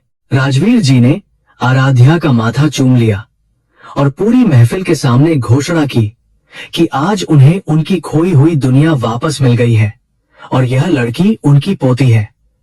उन्होंने वहां मौजूद अपने परिवार के अन्य सदस्यों और सुरक्षा कर्मियों को आदेश दिया कि वे अपनी नई मालकिन को सलाम करें। देखते ही देखते सिंघानिया परिवार के सभी सदस्य और उनके दर्जनों गार्ड आराध्या के सामने सिर झुकाकर खड़े हो गए। आराध्या, जो कुछ पल पहले एक अपराधी की तरह जमीन पर पड़ी थी, अब एक रानी की तरह वहां बैठी थी और उसे खुद समझ नहीं आ रहा था कि उसकी किस्मत ने यह कैसा पलटा खाया है। विवान दूर खड़ा यह सब देख रहा था और उसके दिमाग में आराध्या के साथ किए गए उसके हर बुरे बर्ताव की यादें ताजी हो रही थी। वह जानता था कि अब समीकरण पूरी तरह से बदल चुके हैं और वह लड़की जिसे उसने नौकरानी समझा था अब उससे भी ज्यादा ताकतवर है। आराध्या ने धीरे से अपनी गर्दन घुमाई और उसकी नजरें विवान और माधवी से मिलीं। उसकी आंखों में अब डर नहीं था, बल्कि एक ऐसी शांति थी जो तूफान आने से पहले होती है। उसने राजवीर जी का हाथ थाम लिया और खड़ी हो गई और उस पल वह फटे हुए कपड़ों में भी किसी महारानी से कम नहीं लग रही थी। राजवीर जी ने अपना कोट उतारकर आराध्या के कंधों पर डाल दिया और उसे सहारा देकर हॉल से बाहर ले जाने लगे। जाने से पहले राजवीर जी रुके और उन्होंने माधवी और विवान की ओर मुड़कर देखा और उनकी आंखों में अब कृतज्ञता नहीं बल्कि एक ठंडा गुस्सा था। उन्होंने कहा कि उनकी पोती के साथ हुए हर अपमान का हिसाब लिया जाएगा और रायचंद परिवार को इसके लिए तैयार रहना चाहिए। आराध्या ने एक बार पीछे मुड़कर देखा और उसकी नजरें उस लॉकेट पर पड़ी जो अब उसके सीने पर गर्व से चमक रहा था, मानो कह रहा हो कि उसका समय अब आ गया है। पार्टी का अंत हो चुका था, लेकिन असली कहानी की शुरुआत अब हुई थी। हॉल में इतना सन्नाटा था कि अगर एक सुई भी गिरती तो उसकी आवाज किसी बम धमाके जैसी लगती और हर किसी की नजरें राजवीर सिंघानिया और आराध्या पर टिकी थी। माधवी का चेहरा पसीने से तरबतर हो रहा था और वह बार बार अपनी सूखी हुई जीभ को होंठों पर फेर रही थी, क्योंकि उसे अपनी आंखों के सामने अपनी मौत नाचती हुई दिखाई दे रही थी। उसने अपनी कांपती आवाज में चिल्लाने की कोशिश की कि यह सब झूठ है और यह लड़की एक पाखंडी है जिसने जरूर यह लॉकेट कहीं से चुराया है, लेकिन उसकी आवाज में वह दम नहीं था जो पहले हुआ करता था। और राजवीर जी ने उसे एक ऐसी नजर से देखा कि उसके गले से आवाज निकलना ही बंद हो गई। राजवीर जी ने अपनी जेब से फोन निकाला और अपने निजी चिकित्सक और कानूनी टीम को तुरंत रायचंद मेंशन पहुंचने का आदेश दिया ताकि दूध का दूध और पानी का पानी हो सके। विवान रायचंद अपनी जगह पर बुद्ध बनकर खड़ा था और उसका दिमाग पिछली घटनाओं को किसी फिल्म की रील की तरह रिवाइंड कर रहा था कि कैसे उसने आराध्या के साथ व्यवहार किया था। उसे याद आया कि कैसे उस लड़की ने हर अपमान को सहा था लेकिन कभी अपनी गरिमा नहीं खोई और कैसे उसने अपनी बुद्धिमत्ता से कई बार उसे हैरान किया था। अब उसे समझ आ रहा था कि वह शाही अंदाज और वह आत्मविश्वास उसे विरासत में मिला था जिसे कोई भी गरीबी या गंदे कपड़े छिपा नहीं सकते थे। विवाहन को पहली बार डर नहीं बल्कि एक अजीब सा पछतावा महसूस हो रहा था, क्योंकि उसने एक हीरा अपने हाथ में रखा था लेकिन उसे कांच का टुकड़ा समझकर फेंक दिया था। उसने अपने सुरक्षा प्रमुख को इशारा किया कि वह हॉल के सभी दरवाजे बंद कर दे ताकि सच्चाई सामने आने तक कोई भी बाहर न जा सके। आधे घंटे के भीतर ही सिंघानिया परिवार की मेडिकल टीम वहां पहुंच गई, जिसके साथ भारी सुरक्षा बल भी था, जिसने पूरे रायचंद मेंशन को अपने कब्जे में ले लिया। डॉक्टर ने बहुत ही सम्मान के साथ आराध्या का रक्त का नमूना लिया और एक पोर्टेबल डीएनए मशीन में डाला जो कुछ ही मिनटों में परिणाम देने वाली थी। यह कुछ मिनट वहां मौजूद हर व्यक्ति के लिए सालों जैसे लंबे थे और हवा में तनाव इतना गहरा था कि सांस लेना भी मुश्किल हो रहा था। आराध्या कुर्सी पर बैठी थी और राजवीर जी ने उसका हाथ कसकर पकड़ रखा था, जैसे वे डर रहे हों कि अगर उन्होंने हाथ छोड़ा तो वह फिर से गायब हो जाएगी। आराध्या की आंखों में आंसू थे, लेकिन वह रो नहीं रही थी, बल्कि वह अपनी सौतेली मां को देख रही थी जो अब कोने में दुबक कर खड़ी थी। मशीन से एक बीप की आवाज आई और डॉक्टर ने रिपोर्ट को स्क्रीन पर देखा और फिर राजवीर जी की ओर मुड़कर मुस्कुराया, जो कि एक सकारात्मक संकेत था। डॉक्टर ने घोषणा की कि डीएनए 99% मेल खाता है और आराध्या ही स्वर्गीय आर्यन सिंघानिया और उनकी पत्नी की एकमात्र संतान है। यह सुनते ही राजवीर जी की आंखों से आंसुओं का सैलाब फूट पड़ा और उन्होंने आराध्या को गले लगा लिया, मानो उन्हें अपनी जिंदगी की सबसे बड़ी दौलत वापस मिल गई हो। हॉल में मौजूद सिंघानिया परिवार के वफादार और पुराने कर्मचारी भी अपनी भावनाओं पर काबू नहीं रख पाए, क्योंकि वे 20 साल से इस दिन का इंतजार कर रहे थे। यह केवल एक परिवार का मिलन नहीं था, बल्कि एक साम्राज्य की वापसी थी, जिसका वारिस अब उनके सामने बैठा था। तभी एक ऐसा दृश्य हुआ जिसे मुंबई के इतिहास में हमेशा याद रखा जाएगा, जब राजवीर सिंघानिया अपनी सीट से उठे और उन्होंने अपनी छड़ी को एक तरफ रख दिया। उन्होंने अपने परिवार के सभी सदस्यों और अपने वफादार गार्डों को इशारा किया और देखते ही देखते सिंघानिया साम्राज्य के सैकड़ों लोग एक साथ घुटनों पर बैठ गए। भारत के सबसे शक्तिशाली लोगों में से एक राजवीर सिंघानिया ने आराध्या के सामने सिर झुकाया और कहा कि सिंघानिया साम्राज्य अपनी असली मालकिन का स्वागत करता है।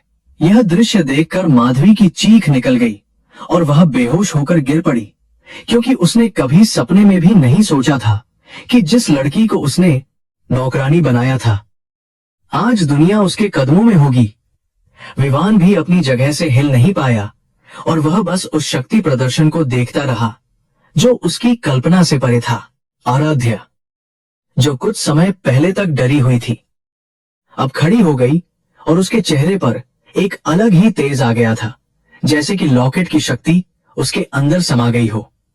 उसने झुककर अपने दादाजी को उठाया और कहा कि परिवार के बड़े पैरों में नहीं, बल्कि सिर का ताज होते हैं और उसे उनका आशीर्वाद चाहिए, न कि उनका समर्पण। राजवीर जी ने गर्व से अपनी पोती को देखा और कहा कि आज से उसका हर शब्द इस साम्राज्य के लिए कानून होगा और जो भी उसके खिलाफ जाएगा उसे सिंघानिया परिवार के प्रकोप का सामना करना पड़ेगा।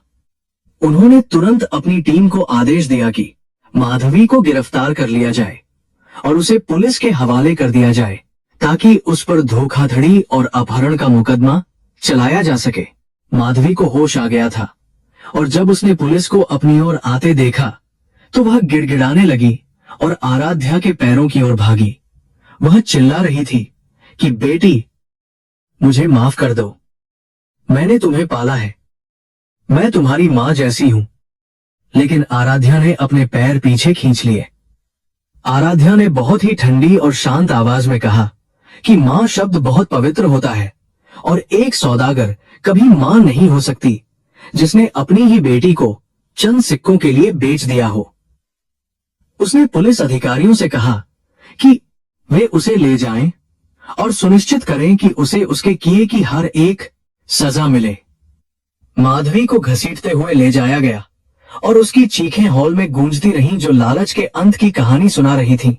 अब आराध्या की नजर विवान पर पड़ी, जो अभी भी अपनी जगह पर खड़ा था और उसकी आंखों में कई सवाल थे जिनका जवाब उसे नहीं मिल रहा था। आराध्या धीरे धीरे उसके पास गई और पूरा हॉल शांत होकर इन दो ताकतों के टकराव को देख रहा था। आराध्या ने विवान की आंखों में देखा और कहा कि मिस्टर रायचंद, हमारा सौदा अब खत्म हो चुका है, क्योंकि जिस पिता के इलाज के लिए मैंने खुद को बेचा था, अब मैं उन्हें दुनिया का सबसे अच्छा इलाज दे सकती हूँ। उसने कहा कि वह उसकी कर्जदार नहीं, बल्कि अब उसकी बराबर की प्रतिद्वंद्वी है और वह उम्मीद करती है कि वह भविष्य में उसे कम आंकने की गलती नहीं करेगा। विवान ने हल्का सा सिर झुकाया, जो कि उसकी ओर से सम्मान का सबसे बड़ा प्रदर्शन था, और कहा कि वह इस चुनौती का इंतजार करेगा। राजवीर जी ने घोषणा की कि अब वे आराध्या को लेकर अपने घर सिंघानिया एस्टेट जाएंगे, जहां उसका राज तिलक होगा और उसे दुनिया के सामने पेश किया जाएगा। लेकिन जाने से पहले आराध्या ने एक बात कही जिसने विवान को चौंका दिया। उसने कहा कि रायचंद समूह के साथ जो भी व्यापारिक समझौते हुए हैं, उनकी समीक्षा की जाएगी। यह विवान के लिए एक चेतावनी थी कि अब व्यापार में भावनाओं की कोई जगह नहीं होगी और उसे हर चीज के लिए लड़ना होगा। आराध्या ने अपनी फटी हुई यूनिफॉर्म को नहीं बदला, बल्कि उसने उसी हालत में बाहर जाने का फैसला किया ताकि दुनिया देख सके कि उसने क्या सहा है और वह कहां से उठकर आई है। जब आराध्या रायचंद मेंशन के मुख्य द्वार से बाहर निकली तो बाहर मीडिया का हुजूम जमा हो चुका था, क्योंकि यह खबर जंगल की आग की तरह फैल गई थी।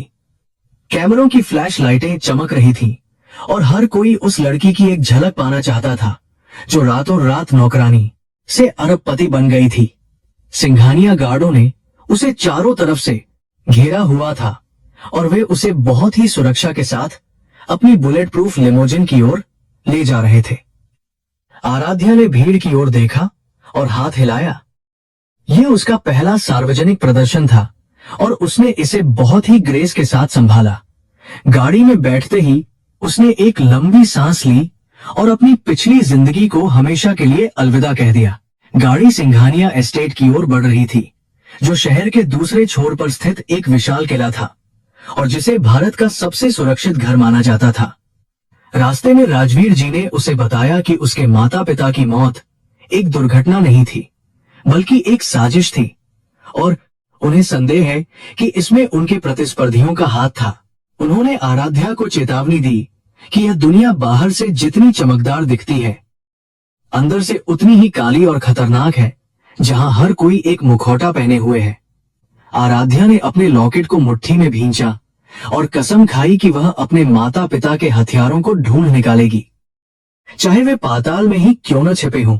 सिंघानिया एस्टेट के गेट खुलते ही आराध्या की आंखें फटी की फटी रह गईं, क्योंकि यह जगह रायचंद मेंशन से भी कई गुना बड़ी और भव्य थी। हजारों नौकर और कर्मचारी लाइन में खड़े होकर उसका इंतजार कर रहे थे और जैसे ही उसकी गाड़ी रुकी, उन सबने एक साथ झुककर उसका अभिवादन किया। फूलों की बारिश हो रही थी और शहनाइयां बज रही थीं, जैसे किसी रानी का गृह प्रवेश हो रहा हो। आराध्या गाड़ी से उतरी और उसने उस विशाल महल को देखा जो अब उसका घर था और उसे महसूस हुआ कि उसकी असली परीक्षा अब शुरू हुई है। उसे न केवल इस साम्राज्य को संभालना था, बल्कि उन भेड़ियों से भी निपटना था जो इसे नोचने के लिए तैयार बैठे थे। अंदर जाने पर उसे सबसे पहले उस दीवार के पास ले जाया गया जहां उसके पूर्वजों की तस्वीरें लगी थीं और अंत में उसके माता पिता की एक बड़ी तस्वीर थी जिस पर ताजे फूलों की माला चढ़ी हुई थी। तस्वीर में उसकी मां ने वही लॉकेट पहना हुआ था जो अब आराध्या के गले में था और उसके पिता की मुस्कान बिल्कुल आराध्या जैसी थी। आराध्या ने घुटने टेककर उस तस्वीर को प्रणाम किया और उसकी आंखों से आंसू बहने लगे, क्योंकि उसे पहली बार अपनेपन का एहसास हुआ था। राजवीर जी ने उसके कंधे पर हाथ रखा और कहा कि अब रोने का वक्त नहीं है, बल्कि उन सपनों को पूरा करने का वक्त है जो उसके माता पिता ने देखे थे। उस रात आराध्या को एक आलीशान बेडरूम दिया गया जो किसी 5 सितारा होटल के स्वीट से भी बड़ा था और उसमें हर तरह की सुख सुविधाएं मौजूद थीं। रेशमी बिस्तर पर लेटते हुए उसे वह सख्त चारपाई याद आई जिस पर वह कल तक सोती थी और उसे यकीन नहीं हो रहा था कि उसकी किस्मत इतनी जल्दी बदल गई है। उसने आईने में खुद को देखा। अब वह फटे हुए कपड़ों में नहीं, बल्कि रेशमी नाइट गाउन में थी, लेकिन उसकी आंखों में वही आग थी। उसने खुद से वादा किया कि वह इस ताकत का इस्तेमाल दूसरों को कुचलने के लिए नहीं, बल्कि उन्हें उठाने के लिए करेगी, जैसा कि उसने खुद अनुभव किया था। उधर रायचंद मेंशन में विवान अपने खाली गिलास को हाथ में लिए खिड़की के पास खड़ा था और बाहर के अंधेरे को घूर रहा था। घर में अब भी पार्टी की सजावट थी, लेकिन उसमें से जान निकल चुकी थी और हर तरफ एक अजीब सी उदासी फैली हुई थी। कामिनी और घर के बाकी लोग डरे हुए थे, क्योंकि वे जानते थे कि सिंघानिया परिवार अब चुप नहीं बैठेगा और उनका गुस्सा उन पर भी टूट सकता है। विवान सोच रहा था कि आराध्या अब एक अलग दुनिया में है, जहां तक पहुंचना उसके लिए भी आसान नहीं होगा। उसने महसूस किया कि उसे उस लड़की की याद आ रही है जिसने उसकी आंखों में आंखें डालकर बात करने की हिम्मत की थी। अगले दिन सुबह होते ही आराध्या की जिंदगी पूरी तरह बदल गई। दर्जनों स्टाइलिस्ट, ट्यूटर और सलाहकार उसके कमरे के बाहर खड़े थे। उसे बताया गया कि उसे अगले हफ्ते होने वाली बोर्ड मीटिंग के लिए तैयार होना है, जहां उसे कंपनी के चेयरपर्सन के रूप में पेश किया जाएगा। उसे शिष्टाचार, चलने का तरीका और बोलने का लहजा सिखाया जाने लगा। लेकिन आराध्या ने उन्हें रोक दिया। उसने कहा कि वह वही रहेगी जो वह है, क्योंकि उसी व्यक्तित्व ने उसे यहां तक पहुंचाया है। वह खुद को नहीं बदलेगी, बल्कि दुनिया को उसके हिसाब से बदलना होगा। उसके इस फैसले ने सबको हैरान कर दिया, लेकिन राजवीर जी मुस्कुराए, क्योंकि उन्हें उसमें अपना अक्स दिखाई दे रहा था। दोपहर में उसे खबर मिली कि विवान रायचंद उससे मिलने आया है और वह गेट पर इंतजार कर रहा है, लेकिन सुरक्षा कर्मियों ने उसे अंदर आने से रोक दिया है। यह एक बहुत बड़ा बदलाव था, क्योंकि कल तक आराध्या विवान के घर में एक कैदी की तरह थी और आज विवान उसके दरवाजे पर खड़ा था। आराध्या ने उसे अंदर बुलाने का आदेश दिया, लेकिन उसने उसे ड्राइंग रूम में नहीं बल्कि अपने ऑफिस में मिलने के लिए कहा। जब विवान अंदर आया तो उसने देखा कि आराध्या उस बड़ी कुर्सी पर बैठी है और वह बहुत प्रभावशाली लग रही है। विवान ने उसके सामने एक फाइल रखी और कहा कि यह माधवी द्वारा हड़पी गई उसकी पुरानी संपत्ति के कागजात हैं, जिसे उसने अपनी शक्ति का इस्तेमाल करके वापस हासिल किया है। उसने कहा कि वह यह एहसान के तौर पर नहीं, बल्कि अपनी गलती सुधारने के लिए कर रहा है। आराध्या ने फाइल को देखा और फिर विवान को देखा। उसकी आंखों में नरमी और कठोरता का मिश्रण था। उसने कहा कि वह इस उपहार को स्वीकार करती है, लेकिन इसका मतलब यह नहीं है कि पुरानी बातें भूली दी जाएंगी। उसने विवान को कॉफी ऑफर की, ठीक वैसे ही जैसे उसने पहली बार उसे दी थी, और कहा, इस बार चीनी बिल्कुल सही है। दोनों के बीच एक खामोश समझौता हो गया था कि वे दुश्मन नहीं, लेकिन पूरी तरह से दोस्त भी नहीं है। वे एक दूसरे का सम्मान करते हैं। विवान ने जाते हुए कहा कि सिंघानिया समूह को जल्द ही एक बड़े खतरे का सामना करना पड़ेगा और उसे तैयार रहना चाहिए। आराध्या समझ गई कि यह चेतावनी एक दोस्त की तरह दी गई थी और उसने इसे गंभीरता से लिया। जैसे ही विवान गया, आराध्या ने अपने सलाहकारों की बैठक बुलाई, क्योंकि वह जानती थी कि असली खेल अब शुरू हुआ है और उसे अपनी गद्दी बचाने के लिए हर चाल सोच समझकर चलनी होगी। सिंघानिया टावर की सबसे ऊपरी मंजिल पर स्थित अपने विशाल कार्यालय में बैठकर आराध्या शहर के नजारे को देख रही थी, लेकिन उसका दिमाग अतीत के हिसाब किताब में उलझा हुआ था। उसके सामने मेज पर माधवी और उसके सहयोगियों की काली करतूतों की पूरी फाइल रखी थी, जिसे सिंघानिया समूह की खुफिया टीम ने तैयार किया था। आराध्या ने एक कलम उठाई और उस कागज पर हस्ताक्षर कर दिए जो माधवी की आर्थिक कमर तोड़ने वाला था, क्योंकि उसने तय किया था कि वह माधवी को केवल जेल नहीं भेजेगी, बल्कि उसे उस गरीबी का एहसास भी कराएगी जिसे उसने आराध्या और उसके पिता पर थोपा था। यह बदला लेने का उसका तरीका था, जिसमें खून खराबा नहीं बल्कि कानून और न्याय की ताकत थी, जो माधवी के लिए मौत से भी बदतर सजा साबित होने वाली थी। उधर सेंट्रल जेल की सलाखों के पीछे माधवी अपनी किस्मत को कोस रही थी और उसे उम्मीद थी कि उसके पुराने संपर्क और पैसा उसे इस मुसीबत से निकाल लेंगे। लेकिन जब उसका वकील उससे मिलने आया तो उसके चेहरे पर हवाइयां उड़ रही थी, जिसने माधवी के दिल में डर पैदा कर दिया। वकील ने बताया कि आराध्या सिंघानिया ने उसके सभी बैंक खाते फ्रीज करवा दिए हैं और उसकी बेनामी संपत्तियों को सरकार ने जब्त कर लिया है, जिसका मतलब था कि अब उसके पास वकील की फीस देने के लिए भी पैसे नहीं बचे थे। माधवी चीखने चिल्लाने लगी और उसने वकील का कॉलर पकड़ लिया, लेकिन पुलिसकर्मियों ने उसे पीछे खींच लिया और उसे उसकी औकात याद दिलाई कि अब वह कोई अमीर मालकिन नहीं, बल्कि एक साधारण कैदी है। अगले दिन कोर्ट में सुनवाई के दौरान पूरा शहर टीवी स्क्रीन से चिपका हुआ था, क्योंकि यह मामला हाई प्रोफाइल बन चुका था और हर कोई आयरन लेडी आराध्या को देखना चाहता था। आराध्या काले रंग के बिजनेस सूट में कोर्ट पहुंची और उसकी आंखों में एक ऐसी दृढ़ता थी जिसने विपक्ष के वकीलों के पसीने छुड़ा दिए उसने कोर्ट के सामने ऐसे सबूत पेश किए जो साबित करते थे कि माधवी ने कैसे उसके पिता की बीमारी का फायदा उठाया और धोखे से उनकी संपत्ति हड़प ली। जज ने दलीलों को सुना और माधवी को न केवल दोषी करार दिया, बल्कि उसे उसकी सारी संपत्ति आराध्या के पिता के नाम वापस करने का आदेश दिया, जो न्याय की एक बड़ी जीत थी। फैसले के बाद आराध्या ने जेल के विजिटर रूम में माधवी से आखिरी बार मिलने का फैसला किया, ताकि वह उस अध्याय को हमेशा के लिए बंद कर सके। माधवी कांच की दीवार के दूसरी तरफ बैठी थी। उसके बाल बिखरे हुए थे और चेहरे पर झुर्रियां साफ दिख रही थी, जो उसके अहंकार के टूटने का सबूत थी। आराध्या ने इंटरकॉम उठाया और शांत स्वर में कहा कि उसे माधवी से नफरत करने में अपनी ऊर्जा बर्बाद नहीं करनी है, क्योंकि माधवी अब उसके लिए कोई मायने नहीं रखती। उसने कहा कि यह सजा इसलिए जरूरी थी ताकि माधवी को याद रहे कि किसी की मजबूरी का फायदा उठाने का अंजाम क्या होता है। और इसके बाद उसने रिसीवर रख दिया और पीछे मुड़कर नहीं देखा।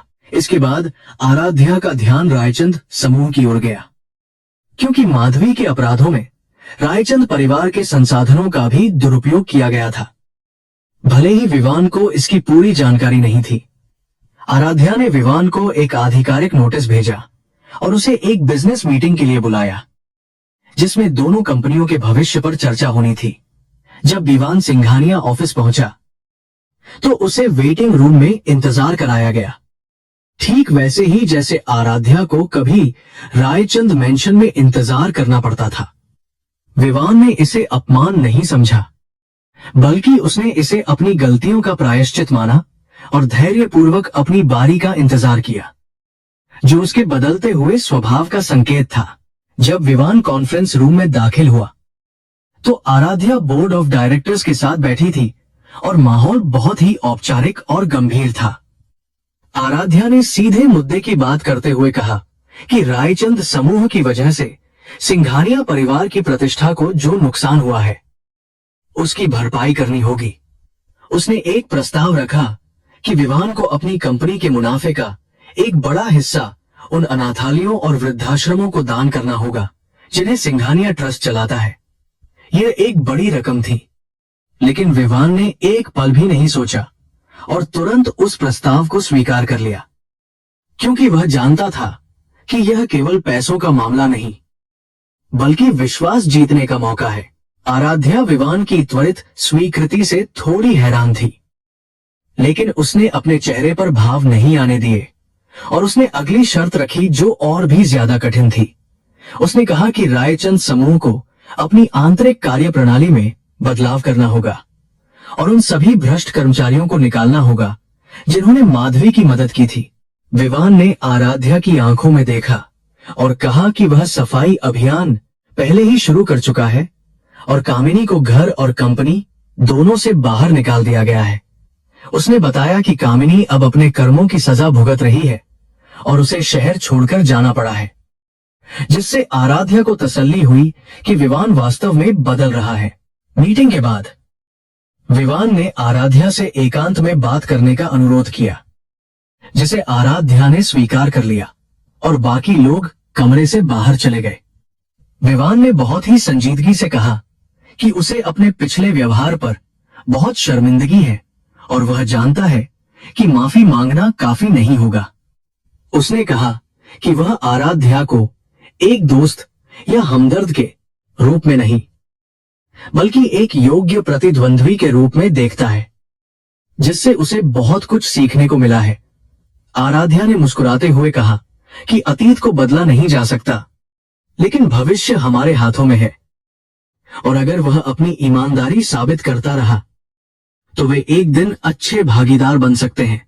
अगले कुछ हफ्तों में आराध्या ने अपनी शक्ति का इस्तेमाल करके अपने पुराने घर को वापस खरीद लिया, जिसे माधवी ने बेच दिया था। यह वही घर था जहां उसका बचपन बीता था और जहां उसकी मां की यादें बसी थीं। इसलिए यह उसके लिए केवल ईंट पत्थर का मकान नहीं था। जब उसने वर्षों बाद उस घर में कदम रखा तो वह भावुक हो गई और उसने महसूस किया कि उसका संघर्ष सफल रहा है।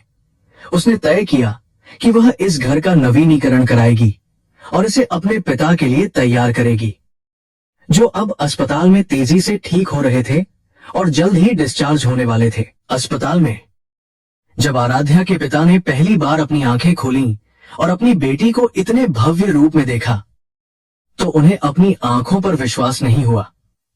आराध्या ने उनका हाथ थाम लिया और उन्हें बताया कि अब सब कुछ ठीक हो गया है और उन्हें अब किसी के आगे झुकने की जरूरत नहीं है। पिता की आंखों से खुशी के आंसू बहने लगे और उन्होंने आराध्या के गले में चमकते हुए ब्लड ड्रैगन लॉकेट को देखा और कहा कि उनकी बेटी ने सच में परिवार की लाज रख ली।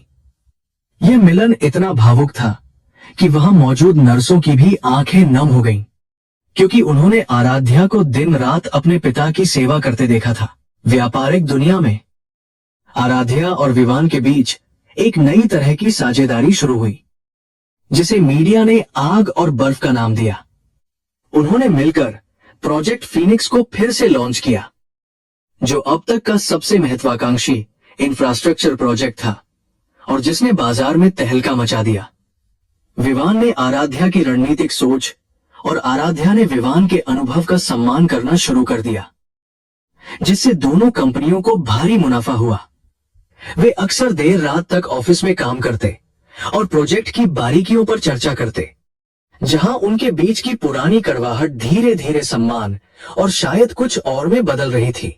एक शाम जब वे एक चैरिटी गाला में साथ थे, तो विवान ने देखा कि आराध्या थोड़ी परेशान लग रही है, भले ही वह सबके सामने मुस्कुरा रही थी। उसने पूछा कि क्या सब ठीक है? तो आराध्या ने बताया कि उसे लग रहा है कि कोई उसका पीछा कर रहा है और उसकी जासूसी करवा रहा है। विवान तुरंत सतर्क हो गया और उसने कहा कि वह अपनी सुरक्षा टीम को जांच करने के लिए कहेगा।